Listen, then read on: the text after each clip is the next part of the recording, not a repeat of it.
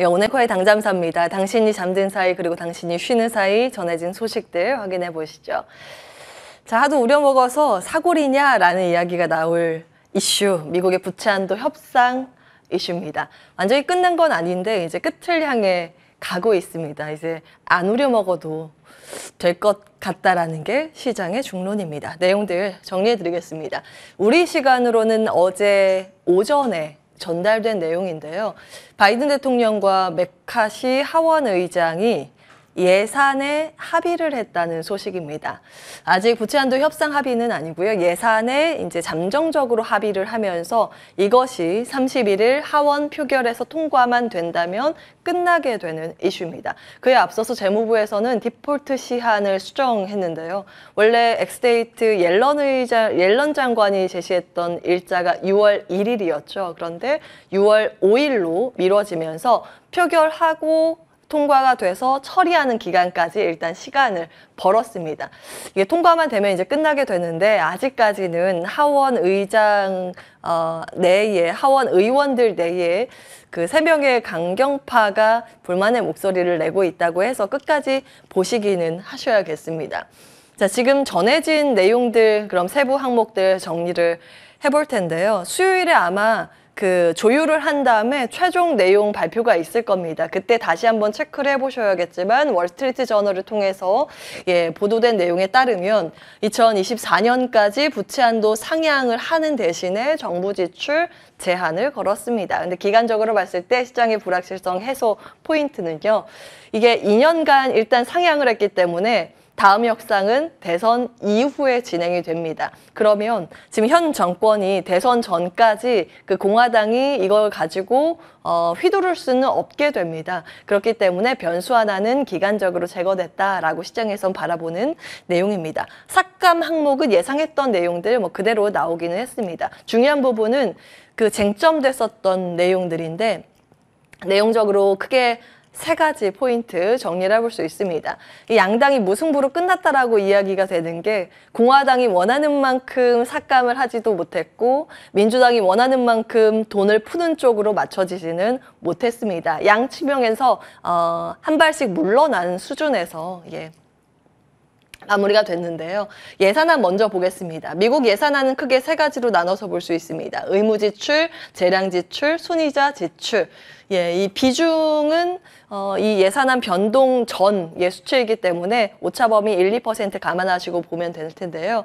그 의무지출이 61%고 재량지출이 28%인데 의무지출 이번에 건드리지 않았고 재량지출만 건드렸습니다. 그 부분 중에서도 국방과 비국방으로 나눠지는데 비국방 부분만 건드렸습니다. 거의 반반 정도 수준인데요. 비국방 그 비중이 조금 더 높습니다. 전체로 봤을 때는 비국방이 차지하는 그 비중이 한 13%, 14% 정도가 되거든요.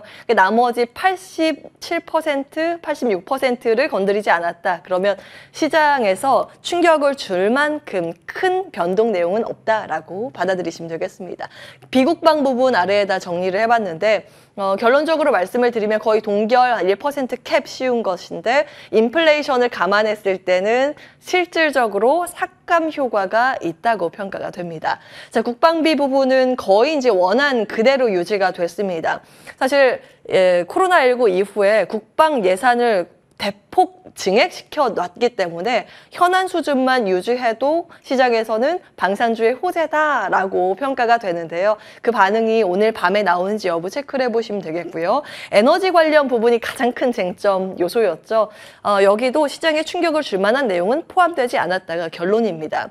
전력망 업그레이드 포함이 되면서 민주당이 원한 신재생 얻어갔고요. 화석연료 프로젝트 허가 가속화 빨리 받을 수 있는 이 내용이 포함이 되면서 전통 에너지를 밀고 있는 공화당도 얻어갔습니다. 그리고 그 원안으로 해석을 하면 청정에너지 세 감면 부분, 이 부분이 반영이 안 됐다라고 하기보다 언급이 안 됐습니다. 그것을 이제 우리나라로 쉽게 이야기 풀게 정리를 하면 IRA 관련 조항에 변화가 없다라고 보실 수 있겠고요. 결국에는 석유가스, 전통에너지나 신재생에너지, 이를테면 전기차, 풍력, 에너지 관련해서 걱정했었던 요소는 해소가 됐다라는 측면에서 둘 다 KPX 10% 확대 예상이 됩니다. 어찌되었든 뭐 에너지 관련된 부분은 다 긍정평가가 나오고 있습니다. 이 부분도 오늘 밤에 미증시에 반영이 되는지 여부 섹터별로 정리를 해보시면 되겠습니다. 자, 그래서 이것이 의미하는 바 시장에 어떤 영향을 줄까에 대한 고민을 이어가 보셔야 할 텐데요. 원론적으로 좀 정리를 해봤습니다. 자, 긍정적으로 봤을 때는 어쨌든 시장의 불확실성 해소 요인이라고 볼 수 있겠고요. 그리고 걱정했었던 보조금 지출 대규모 감소는 없었다라는 데 호재라고 시장은 볼 수 있습니다. 그런데 이 불확실성 해소이기 때문에 연준은 이제 부담 없이 매파적인 스탠스를 가지고 갈 만한 근거를 확보했다라는 측면, 부정적인 요소로 시장은 볼 수 있겠고요. 그리고 이제 유동성 부분에서 이 부분이 굉장히 많이 거론이 되는데, 지금 재무부가 긴급 자금을 사용을 하고 있었죠. 보유하고 있는 현금액을 사용하고 있었습니다. 그러면서 지금 390억 달러까지 내려와 있습니다. 2017년 이후 최저치까지 내려와 있는데요. 이번에 협상이 최종 타결이 된다면 결국 이 자금을 한 1조 달러 정도까지 늘릴 거라고 추정이 되는데, 그 수단이 채권이겠죠. 채권 발행을 이제 다시 하게 될 겁니다. 그 과정에서 채권을 사려고 몰려드는 자금 유동성 회수의 효과가 나타나기 때문에 시장 전체적으로 봤을 때 이게 진짜 호재인가? 라고 이야기하는 근거가 가장 큰 내용이 이겁니다. 계속 좀 보셔야겠고요. 사실은 시장은 여러 가지 유기적으로 연동이 돼서 움직입니다. 이런 그 재무 상황도 그렇고 경제 상황이라든지 통화 정책 이런 변수들이 맞물리면서 더 크게 영향을 미치는 데 민감하게 반영이 됩니다. 그래서 이 부분만 가지고는 논할 수가 없기 때문에 참고 정도만 하시라 하셔서 원론적 정리라고 제목을 달아봤고요. 이것도 마찬가지입니다. 1차원적으로 영향력을 좀 정리를 해본 건데 참고 정도만 하시면 되겠습니다. 일단 디폴트 우려가 있다라고 하면 원론적으로 볼 때 국채 가격의 약세, 국채 금리의 급등입니다. 그리고 달러화 가치의 약세로 연결이 될 수 있는데요. 그러면 디폴트 우려감이 해소됐다라고 하면 역의 방향으로 생각을 해볼 수 있겠죠. 그러면 달러의 강세 전환을 추정해 볼 수 있습니다. 그것은 실물 자산은 달러로 결제를 하기 때문에 역의 관계인데요. 이나 원자재의 약세를 예상을 해볼 수 있겠고요. 그리고 달러의 강세는 상대적으로 다른 국가의 통화 가치의 약세를 야기하게 되겠죠. 이런 흐름 속에서 위험자산 선호 현상이 다시 대두될 수는 있습니다. 왜냐하면 실무자산이 약하기 때문에 자금이 위험 쪽으로 이동을 할 가능성이 있기 때문인데, 대표적으로 위험자산이라고 하면 주식시장이 될 수 있겠고, 주식시장 안에서도 조금 더 위험자산 포지션 성격이 성장과 기술 섹터로 볼 수 있습니다. 이렇게 이제 1차원적으로 정리를 해봤고요. 자, 간밤 이제 미증시는 문을 열진 않았죠. 우리 시장과 마찬가지로 월요일 휴장이었습니다. 미국은 메모리얼 데이로 휴장이었고요. 그 전 거래일을 보셔야 할 텐데 현지 시간 금요일, 우리 시간으로는 토요일 마감된 미증시 상황 좋았습니다. 3대 지수 일제히 강세 흐름을 보였고 나스닥 지수는 이틀째 급등세를 이어가는 모습입니다. 부채 한도 협상이 거의 코앞에 왔다는 보도가 이미 하루 전부터 보도가 되면서 그에 대한 기대감이 반영됐다고 이해를 하시면 되겠습니다. 이 부채 한도 협상 합의에 대한 기대감 때문에 덕분에 시장은 올랐지만 이것 때문에 묻혔습니다만 물가는 정말 끈질깁니다. 거머리 물가라고 표현이 되는데요. PC, 개인 소비 지출을 연준이 가장 중요하게 물가지수로 놓고 보고 있죠. 정말 잡히지 않고 있습니다. 그리고 근원 물가가 더 중요하고 그 안에서도 그 전 월비가 더 중요한데 끈질기게 올라가고 있는 상황입니다. 이것이 어떻게 이제 시장에서 해석이 될 수 있는가, 결국 금리 인상 가능성으로 대두가 되는 모습인데요. CME 패드워치상 6월 FOMC 때 금리 인상 한 번 더 나올 수 있겠구나라는 가능성이 이로 인해서 올라갔습니다. 일주일 전만 하더라도 25bp 인상 확률이 17%였는데 이 PC 발표되고 나서 64% 확률까지 올라섰습니다. 그러니까 이제 다음 시장의 관심은 FOMC가 될 수 있을 텐데요. 일정상 다음 주 6월 14일에 6월 FOMC 때 금리 결정 중요합니다. 그를 앞두고 마지막 퍼즐 조각이라고 할 수 있는 고용 데이터가 이번 주에 발표되기 때문에 이게 정말 중요합니다. 6월 2일 발표 예정이고요. 5월 고용 보고서, 이에 따라서 시장의 해석이 갈릴 것으로 관측이 됩니다. 꼭 보셔야겠고요.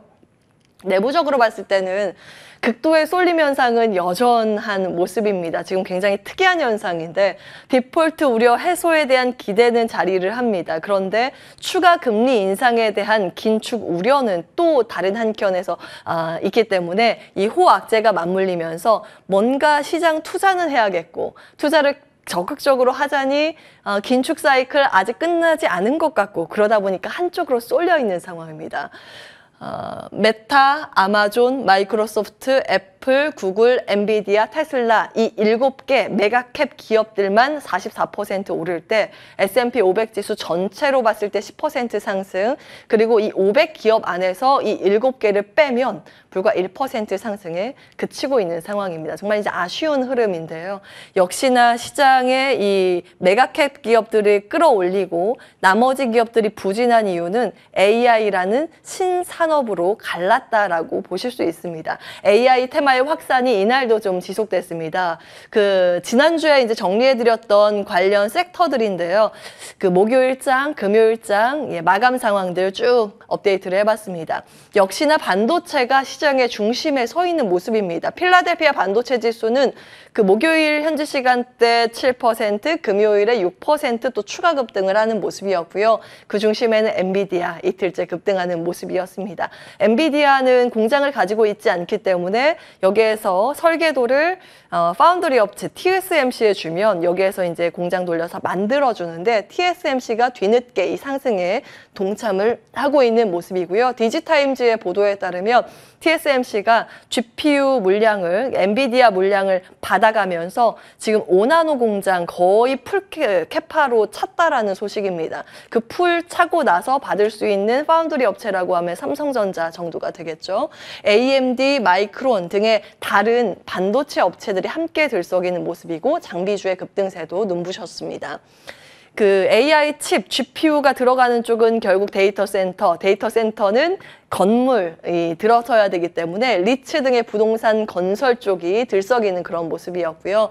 그리고 데이터 센터용 실리콘 업체 한 몇 달 동안 이제 말씀을 드렸던 두 업체인데요. 마벨 테크놀로지, 브로드컴 여러 가지 IB 쪽에서 이후에 GPU에 대한 수혜 가능성으로 이 두 종목 많이 거론이 됐습니다. 앞서서 좀 다 체크를 해드렸는데 이날 마벨 테크는 호실적을 발표를 했고 컨퍼런스 콜 때 AI의 핵심 성장 동력을 발표하면서 시장의 관심이 집중이 됐습니다. 마벨 30% 이상 급등을 했기 때문에 우리나라 연관돼 있는 이 업체들의 반응도 함께 보셔야겠습니다. 보안, 로봇, 자율주행 테마들 강했는데 그 전날에는 그러니까 현지 시간 목요일에는 반도체를 중심으로 강했다면 현지 시간 금요일에는 전기차를 중심으로 더 강한 모습이 있었다라는 정도 체크를 해보시면 되겠습니다. 자리 옮겨서 투자의 아이디어 조금 더 확장적으로 생각을 해보겠습니다. 어제 우리 시장 개장했다면 우리도 니케이처럼 코스피가 한 1% 오를 수 있었을까요? 예, 보겠습니다. 미국은 부채 한도 합의 소식이 전해졌는데 어제 일본 증시는 33년 만에 최고치로 마무리가 됐습니다. 니케이 지수가 31,000엔대를 회복하는 모습이었고요. 엔화 가치가 6개월 만에 최저치로 밀린 내용이 주요했습니다. 엔화 가치의 약세는 가격 경쟁력의 강화로 인해서 대표적인 수출 기업의 호재로 인식이 되는데요. 이날 일본 내부적으로 대표 수출 자동차보다는 눈에 띄게 상승세를 시현했던 게 반도체라는 게 특이합니다. 반도체 관련 기업들의 강세가 조금 더 아웃퍼폼하는 모습이었고요. IT, MLCC 관련 기업들이 동반 강세 흐름을 어제 보였습니다. 우리도 MLCC 기업 등 다른 IT, 부품 기업까지 이 훈풍이 이어질지 여부가 관전 포인트가 되겠습니다. 자, 전거래일의 우리 시장 마감 상황들 보시면 우리도 여전히 외국인들은 반도체를 계속해서 담아가고 있음을 확인해 보실 수 있습니다. 외국인이 끊임없이 코스피를 사고 정확히는 삼성전자, SK하이닉스를 사가고 있는 상황입니다. 전거래일의 반도체 관련 기업들의 강세 두드러졌고요. 외국인이 코스닥 시장에서 산 반도체 기업은 HP, SP 등의 장비 업체들도 있었습니다. 그리고 이제 기판 쪽의 강세가 두드러지는데 이 스페타식스가 주가가 단기간으로 급등했습니다. 그 부분은 감안해서 보셔야겠고요. 이수페타시스와 성격은 다른 기판이지만 DDR5 수혜 기대감으로 다른 기판주들도 지금 시장에서 많이 거론되고 있다는 점 체크해 보시기 바라겠고요. 그 밖에 테마주는 페라이트, 테마성 움직임이라고 보시는 게 맞을 것 같습니다. 52주 신고가 종목들 정리를 해봤는데요. 뭐 유진투자증권, V원텍 등 다른 종목도 있습니다만 반도체 관련 기업들이 여기에 많이 포진돼 있다는 점 형광펜으로 표시를 해놨습니다. 참고해 보시면 되겠고요. 참고적으로 60일 신고가, 이제 고개를 빼꼼 들고 있는 쪽은 SK하이닉스, 동진세미캠이라는 점도 참고해 보셔야겠습니다. 자, 반도체 이야기는 그동안 워낙 많이 했기 때문에 오늘은 삼성전자 반도체 기업 지분 현황만 짚고 넘어가겠습니다. 삼성전자가 지분을 가지고 있는 기업들 쭉 정리해 보실 필요는 있겠죠. 소재, 부품, 장비 기업 두루두루 좀 담아가고 있습니다. 이 아래의 기업들이 어느 정도의 지분으로 확보가 돼 있는지도 한번 쭉 정리를 해보시면 좋을 것 같고요. 캡처해 두시고 시세 분출이 어느 쪽으로 집중되는지도 꾸준히 체크해 보시는 것도 도움이 되실 것 같습니다. 다음 넘어갈게요. 자, 지난주 금요일에 이제 말씀드렸던 국가첨단전략산업위원회.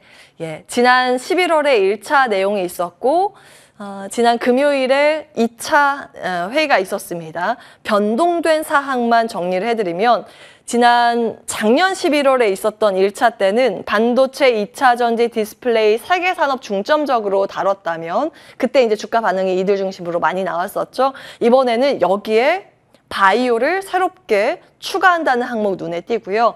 그 밖에 관계부처와 협력해서 미래차 로봇 등으로 확대 검토가 들어갔다는 점 변경 내용입니다. 꼭 참고를 해보시기 바라겠고요.